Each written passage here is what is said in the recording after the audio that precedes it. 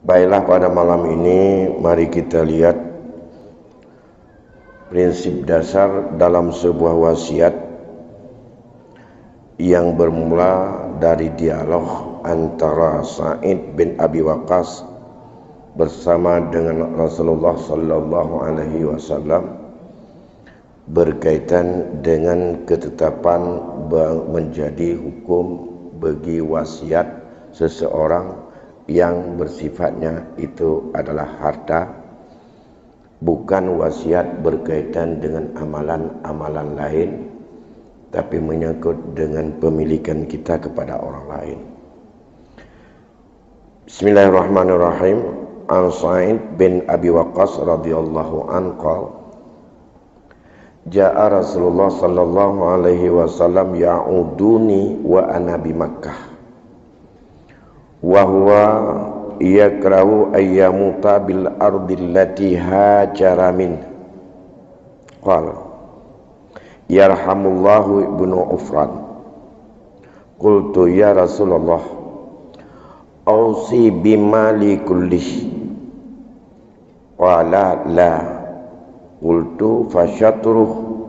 Qala la. Qultu as-sulus.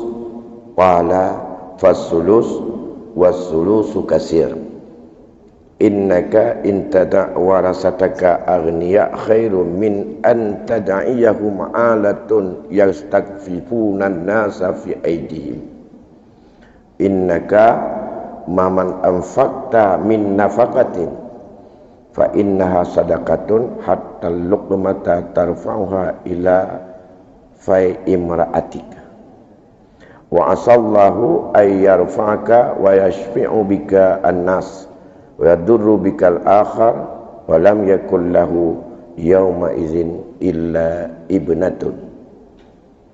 Dari Sa'id bin Abi Waqqas, yang saat itu Sa'id berada di Makkah, dan saat itu terjadinya pada waktu haji wada Rasulullah. Mengetahui oleh Rasulullah bahwa Sa'id dalam keadaan sakit, beliau mencoba untuk mengunjungi dan untuk menziarahinya.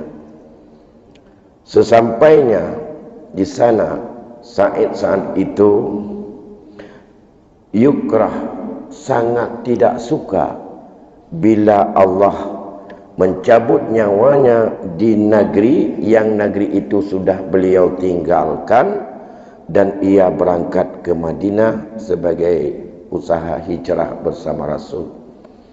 Negeri yang pernah ditinggalkan oleh beliau itulah Makkah. Negeri yang saat itu Rasul dikejar, Rasul didiskreditkan. Ia tak suka. Andai kata ia dicabut nyawanya di negeri Makkah itu. Tapi saat itu dia sakit. Pujadah meninggal kuino puhan. Dikunjungi oleh Rasulullah. Lantas ia menyampaikan kepada Rasulullah, wahai Rasulullah, aku wasiatkan semua hartaku, apakah itu boleh? Jawab Rasulullah, la, tidak boleh. Kalau demikian bagaimana Rasulullah kalau setengah harta kuwakafkan semuanya dan kuwasiatkan untuk diberikan kepada tempat bermanfaat? Sa'id juga menjawab, dan itu Rasul menjawab, tidak boleh. Kalau demikian bagaimana Rasulullah kalau sepertiga? Sepertiga itu sudah banyak, kata Rasul. Jika kamu tinggalkan keluargamu dalam keadaan kaya, itu lebih bagus dibandingkan kamu tinggalkan keluargamu dalam keadaan papa, yang mereka harus ke sana kemari untuk meminta-minta kepada manusia dalam rangka untuk menutupi kebutuhan hidupnya sehari-hari. Ya. Ingat wahai Sa'id, kata Rasul, bila kamu memberi nafkah, kamu berinfak kepada keluargamu, itu sedekah. Bahkan sesuap nasi, sesuap makanan yang kamu suapkan kepada mulut istrimu, dan isteri Musa itu barangkali tak sanggup lagi makan sendiri, itu juga merupakan sedekah. Ya. Oleh karena demikian, mudah-mudahan Allah akan meninggikan martabatmu. Kamu akan memberikan banyak manfaat kepada manusia dan tidak membuat orang lain itu mudarat. Saat itu kejadian tersebut, Sa'id punya hanya satu anak perempuan, gak ada keluarga yang lain. Tok tabah anak inang. Dalam kejadian tersebut, dalam riwayat, setelah kejadian tersebut mengakui oleh Rasul, belum kita ambil makna hadis, kita lihat dulu kepada Sa'id. Sa'id itu kemudian sehat walafiat. Ia kembali ke Madinah. Perjalanan hidupnya di Madinah, dia termasuk salah seorang di antara sahabat yang ikut dalam perang Badar. Dan ia diberikan oleh Allah panjang umur sampai ia menjadi sebagai orang yang duduk dalam sebuah majlis yang ditunjuk oleh Umar ibnu Khattab untuk memilih pemimpin setelah beliau. Dari 6 orang sahabat-sahabat terbaik, yaitu termasuklah Sa'id bin Abi Waqqas, yang kemudian ditunjuk oleh Umar satu orang lagi, anaknya sendiri, Abdullah bin Umar. Abdullah bin Umar itu hanya dengan ketetapan dan ketentuan Umar, kamu hanya boleh memberi suara dalam pemilihan khalifah setelah saya tidak ada, tapi kamu tidak boleh untuk dipilih, hanya kamu memilih. Di dalam hal ini, pada masa Umar itu sudah mulai terjadi bagaimana melahirkan seorang pimpinan dengan cara parlemen. Parlemen yang paling kecil yang dibentuk oleh Umar 7 anggota. Sa'id termasuk salah seorang anggota parlemen untuk melahirkan pemilihan khalifah setelah wafat Umar ibnu Khattab. Dalam riwayat disebutkan bahwa setelah pulang daripada Haji Wada, Sa'id itu dikaruniai oleh Allah anaknya 10 orang. 4 di antara laki-laki dan 6 perempuan.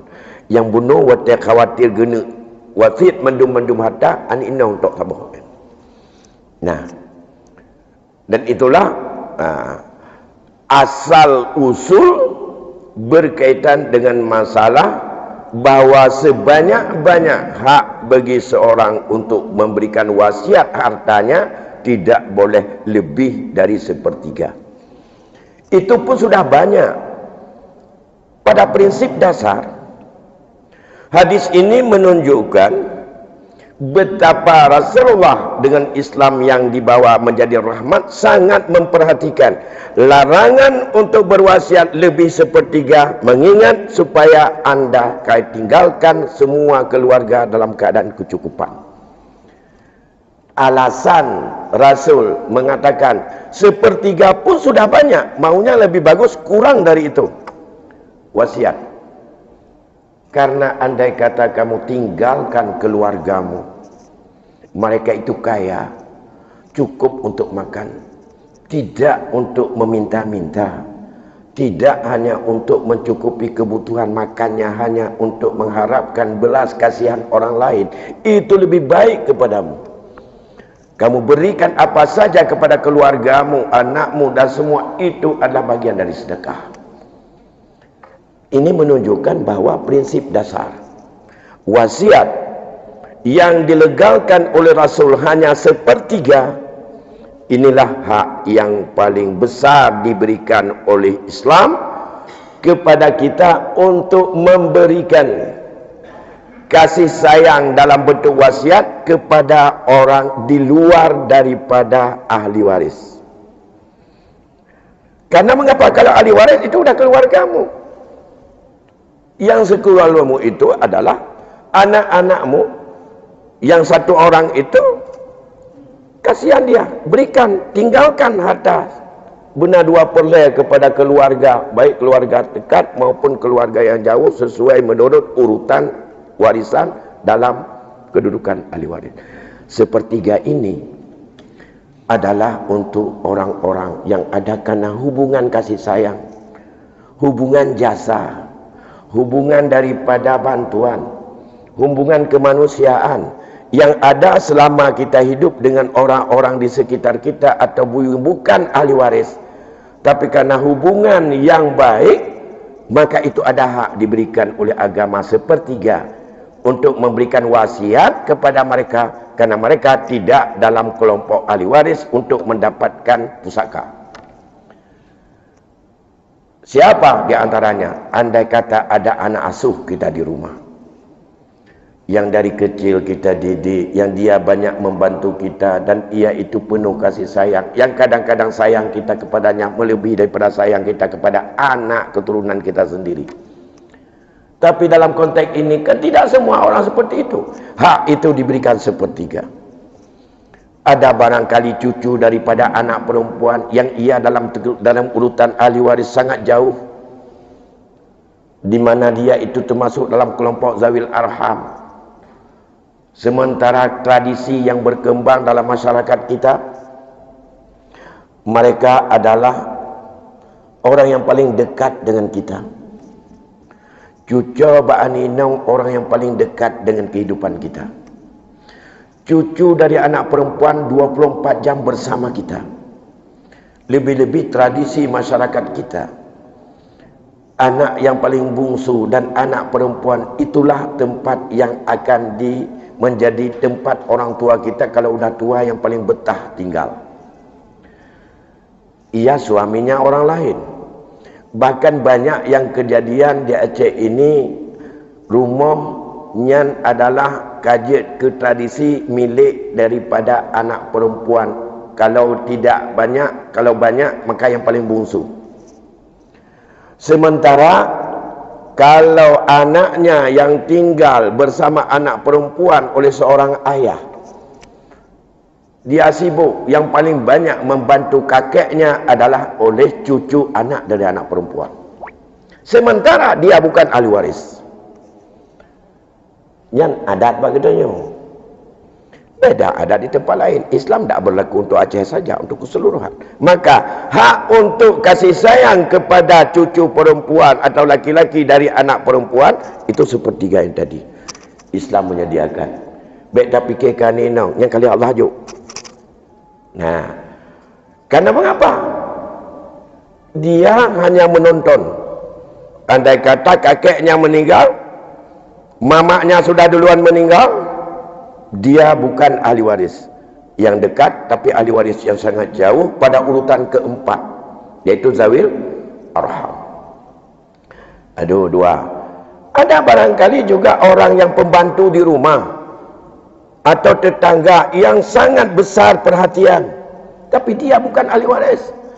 Yang ahli waris kita anak laki-laki, cucu dari anak laki-laki, mungkin tinggal entah di Jakarta sana atau di luar negeri sana.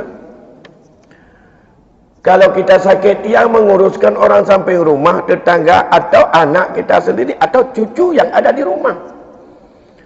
Ini adalah merupakan kemanusiaan yang tidak bisa dilupakan oleh jiwa kita, untuk harus ada dia sedikit yang lah bahasa Aceh gekun wate urojih adalah ujung gafan, yang mana ujung gafan itulah kepada orang yang bukan ahli waris hendaklah diberikan pengertian dan perhatian oleh ahli waris yang hadir itu kepada orang yang sangat berjasa, yang menolong tugasnya selama ini. Jom ujung gafan beok pergi lebih cucu ba'ana inang atau cucu ba'ana agam, tapi mantau anak agam yang lain.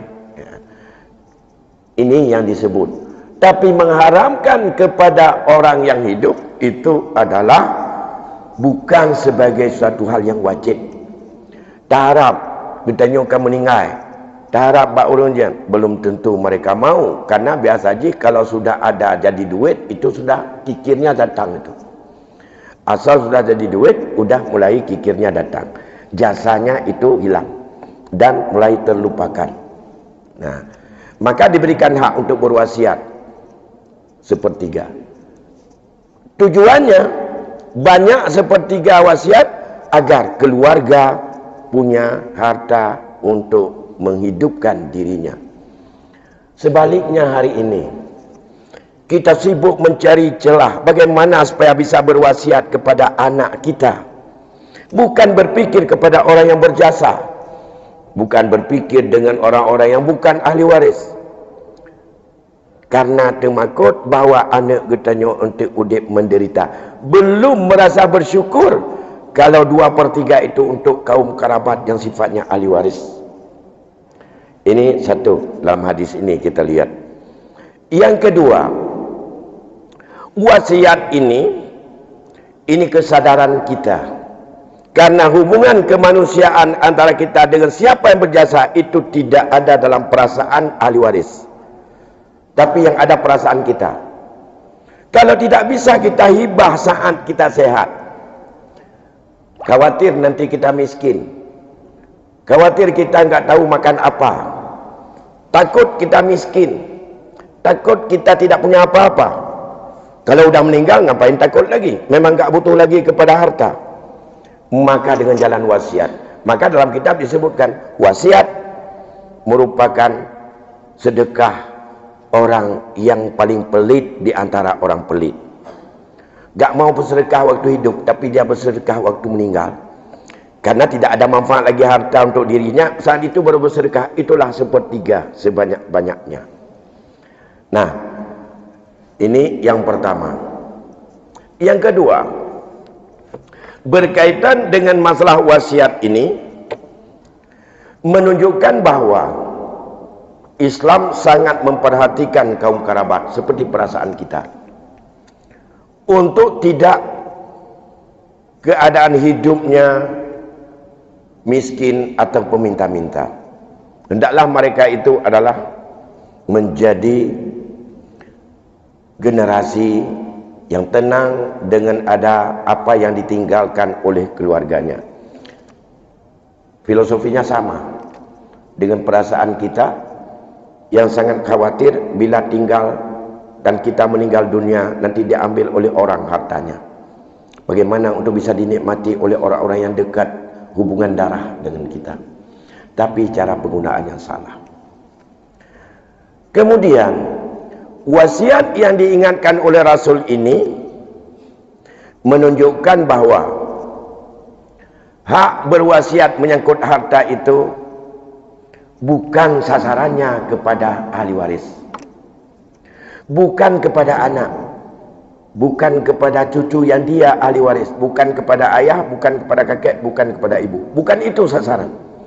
Anjuran Rasulullah dan merestui oleh Rasulullah kepada Sa'id untuk berwasiat tujuannya adalah untuk menyelamatkan keluarga, tidak boleh lebih 1/3, sasarannya kepada di luar ahli waris. Lantas dipertegas oleh Rasul sendiri berkaitan dengan itu. Innallaha qad a'ta zi haqqin haqqah.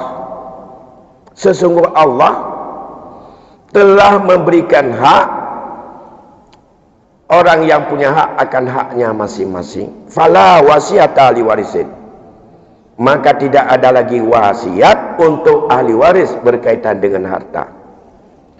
Yang wasiat 1/3 itu sasarannya adalah untuk kebaikan, untuk orang yang berjasa, orang-orang dekat yang ia adalah bukan dalam kelompok ahli waris. Ke sana sasarannya. Kalau untuk kemaslahatan anak, agar mereka itu punya kesetaraan, jangan nanti ada di antara anak-anak ataupun keluarganya itu adalah yang saling untuk menguasai. Islam memberikan hak pada hibah, sehingga andai kata seseorang memberikan hibah kepada anaknya, ditekankan supaya kamu hibah sama dengan anak-anakmu sekalian. Jangan sebagian dihibah, sebagian enggak dapat hibah. Sebahagian diberi, sebahagian enggak. Islam menetapkan, Islam menginginkan, Islam menganjurkan, bahkan sangat menganjurkan. Berikanlah hibah kepada anakmu secara sama semuanya. Tidak ada membedakan. bersama-sama semuanya dapat. Walaupun para ulama berpendapat makna sama, semua dapat sesuai menurut kebutuhan, walaupun dalam nilainya tidak sama. Itu hak orang tua untuk keadilan kepada anak, bukan hak orang tua keadilan dalam mengatur setelah hidupnya warisan itu kepada siapa dan kepada siapa.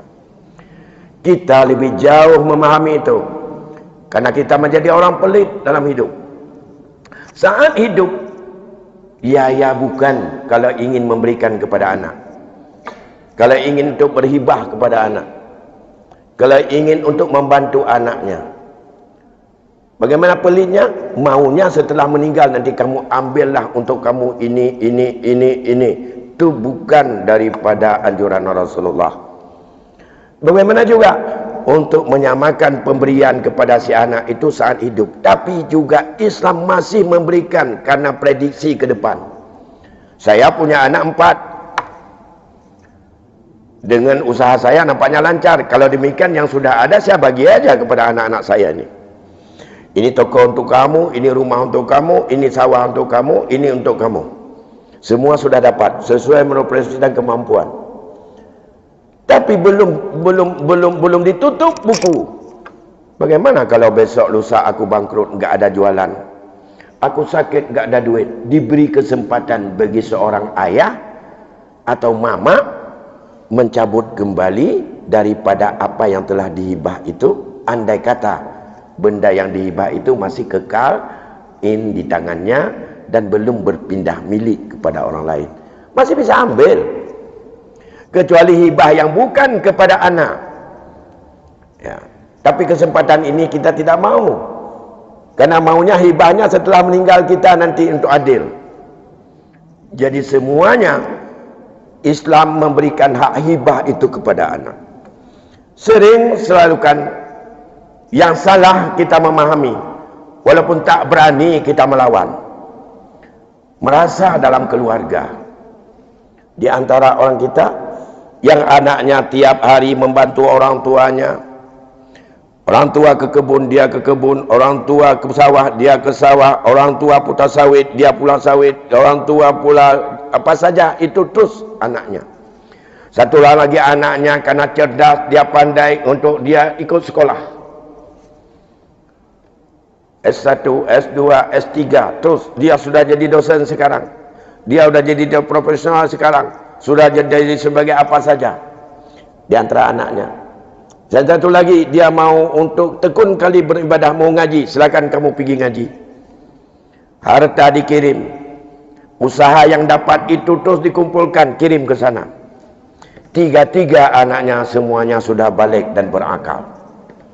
Satu menjadi orang ilmuwan, satu menjadi ustaz dan ulama, satu menjadi pembantu orang tuanya di kampung. Tanoh yang mentongsoh bantu iji pulau. Nyo mentong ngatiang galam bereh iji pegat. Artinya tayah mendung ji kerja bayah. Duk kubu bayah bantu ayah. Penghasil bantu kepada sekolah abang dan sekolah abang ataupun pengajian akaknya.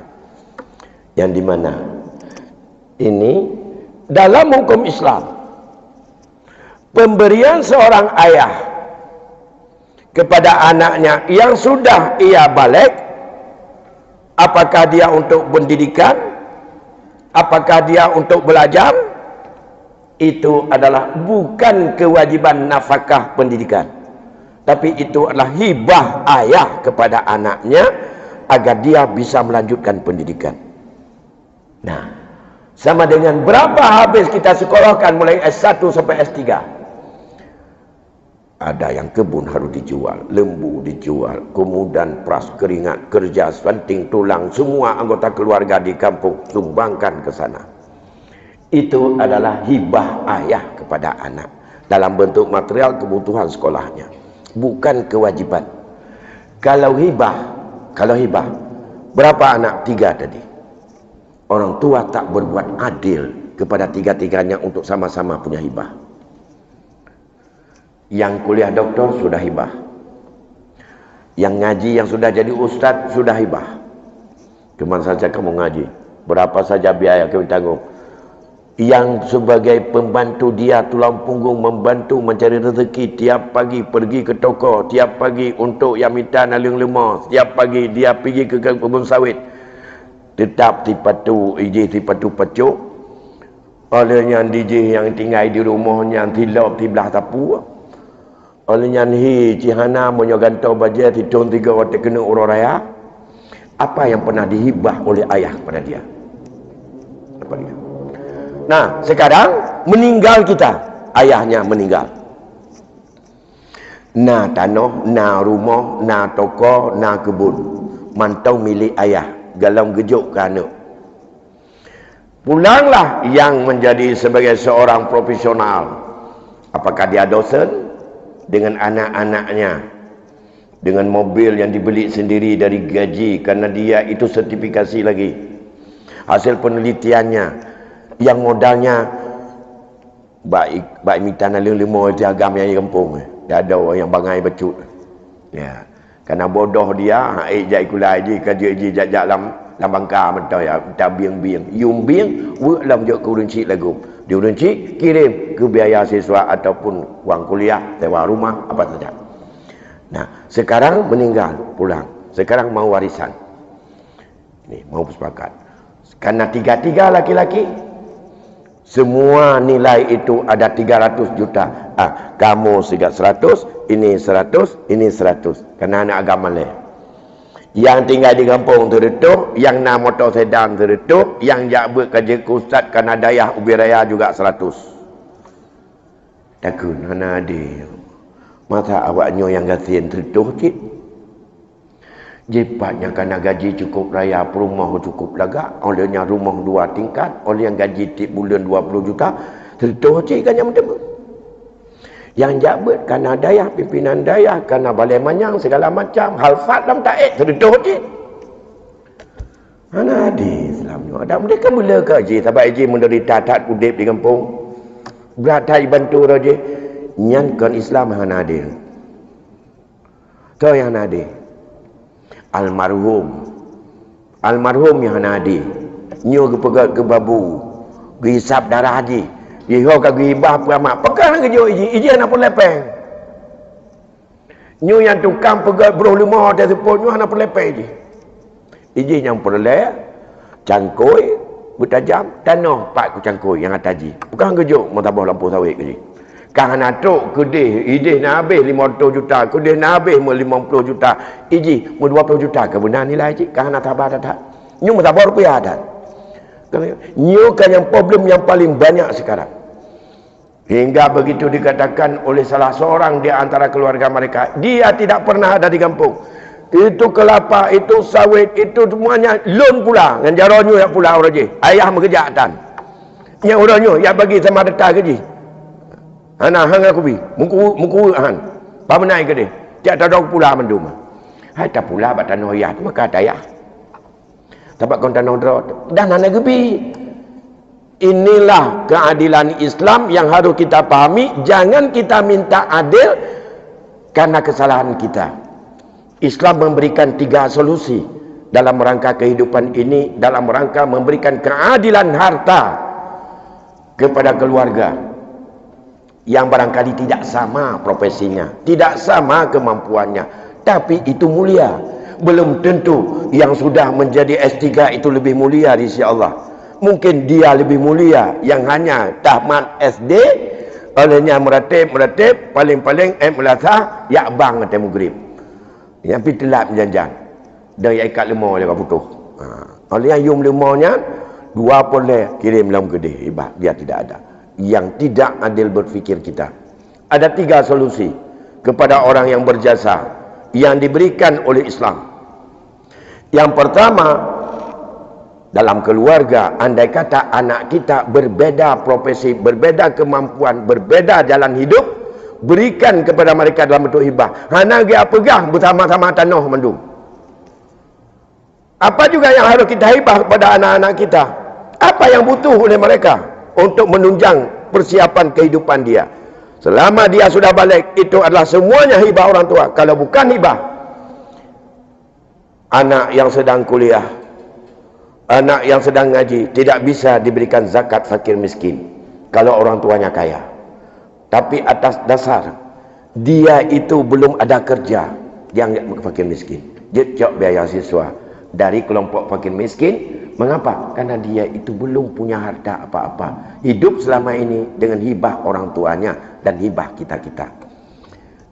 Kalau demikian, andai kata ini satu, Islam memberi solusi agar keadilan. Yang kedua, wasiat. Sasaran wasiat baik tabir-tabir diingatkan orang-orang yang berjasa di luar daripada ahli waris, terpesankan berikan wasiat.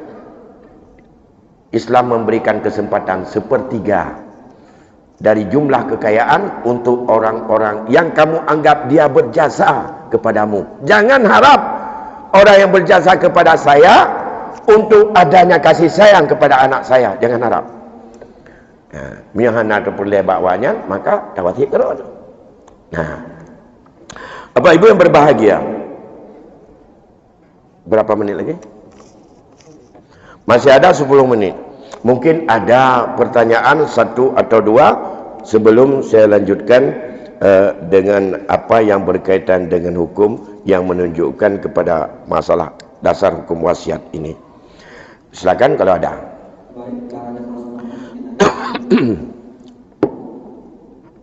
Bismillah. Ya. Tidak ada? Kalau tidak ada kita lanjutkan. Baik. Bapak Ibu yang berbahagia,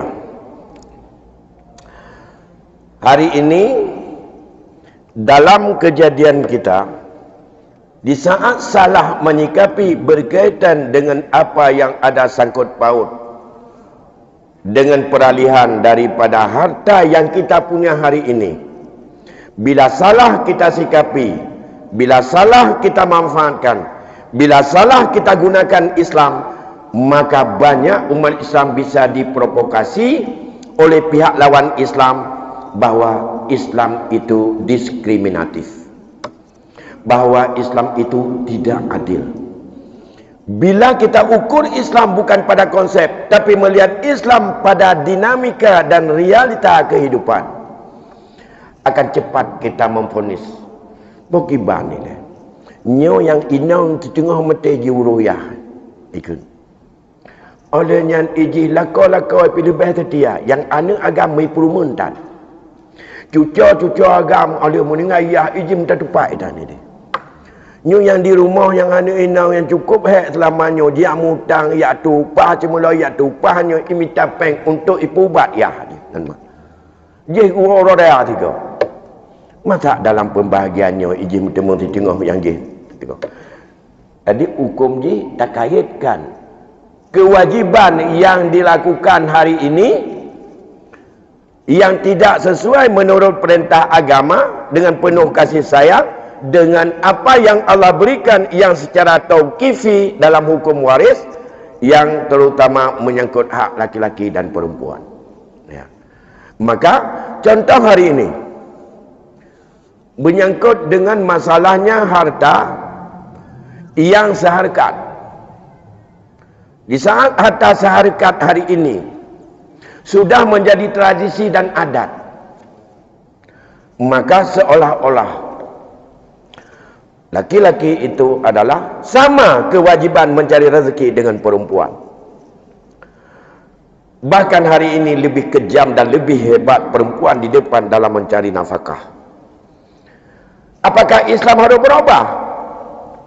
Satu saat nanti laki-laki adalah tidak punya kewajiban mencari nafkah, hingga perempuan yang tukar menjadi nafkah, dan laki-laki harus tinggal di rumah untuk mengasuh anak, membimbing anak. Kaji katanya sebagai untuk sepir perumah mentang yang jauhkan tu, laka dia tinggal di rumah.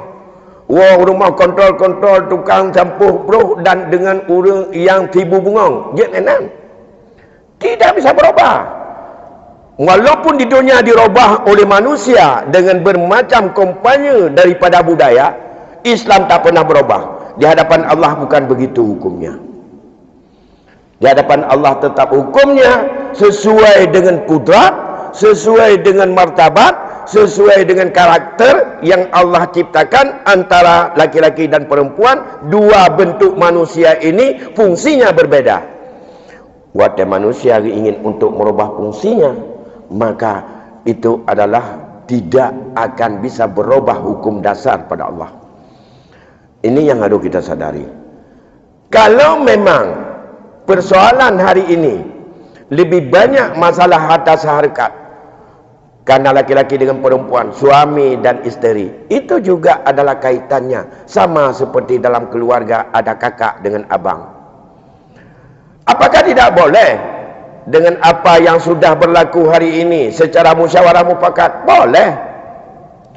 Apakah musyawarah mufakat itu adalah merupakan hukum faraid? Bukan.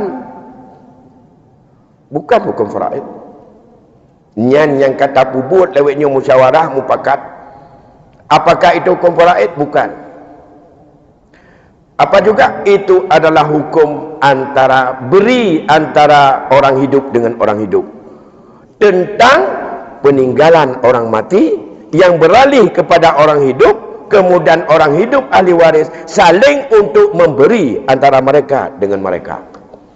Nyan yang gekun dengan hukum musyawarah mufakat secara kekeluargaan, kan hukum faraid. Tapi itu adalah hukum hibah menghibah orang hidup kepada orang hidup. Yang dihibah mana? Harta yang didapatkan pemberian Allah daripada peninggalan orang meninggal. Pertanyaannya, kalau itu adalah hibah menghibah dari harta peninggalan orang yang meninggal, orang yang menghibah tahu enggak dia berapa dia hibah dari hartanya? Nah, ahli waris tak duduk multiplo. Tahu enggak di saat mereka bagi sama rata berapa yang mereka hibah dan siapa di antara mereka yang menerima hibah? Ini tidak bisa lepas dengan hukum waris. Ini enggak bisa lepas dengan mengetahui ahli waris dan berapa hak masing-masing, baik yang perlu mendapat bagian tertentu maupun yang mendapat secara asabah. Kalau itu tidak diketahui, maka di sini terjadi kekaburan dan terjadi syubhat. Yang dia pikir, hari ini masyarakat berpikir musyawarah mufakat keluarga itulah pembagian warisan yang sesuai menurut agama. Bukan pembagian warisan, itu adalah beri memberi, hibah menghibah, orang hidup dengan orang hidup, antara ahli waris dengan ahli waris yang hidup, dari apa yang mereka dapat dari peninggalan orang meninggal. Pertanyaannya yang penting, apakah semua ahli waris tahu berapa yang dia hibah? Apakah mereka juga tahu berapa dia terima hibah dan dari siapa dia terima? Jangan merasakan bahwa dia itu tidak ada mendapatkan pemberian dari abangnya. Tapi itu berapa pemberian abangnya? Bukan pemberian orang tuanya.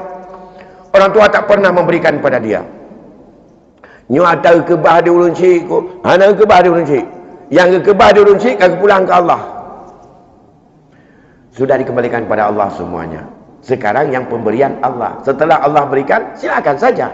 Kalau ingin saling untuk beri memberi antara kita yang hidup dengan orang yang hidup. Ini prinsip. Ya.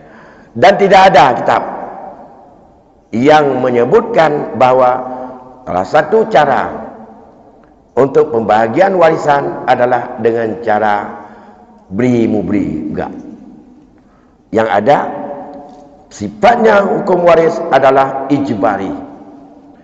Hukum Allah yang dipaksakan kepada hamba yang wajib diterima dan ridha terhadap qada Allah.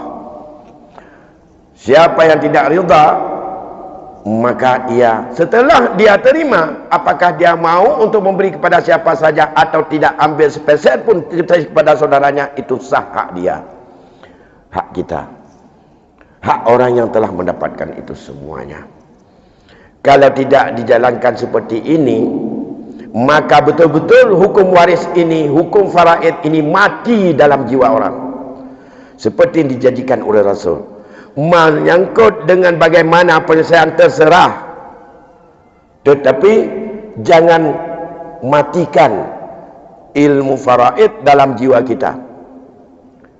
Prinsip ilmu faraid hanya 4, selalu saya katakan 4. Harus tahu kita yang pertama adalah pengalihan milik kepada ahli waris, dan mengetahui siapa ahli waris. Semua kita harus tahu.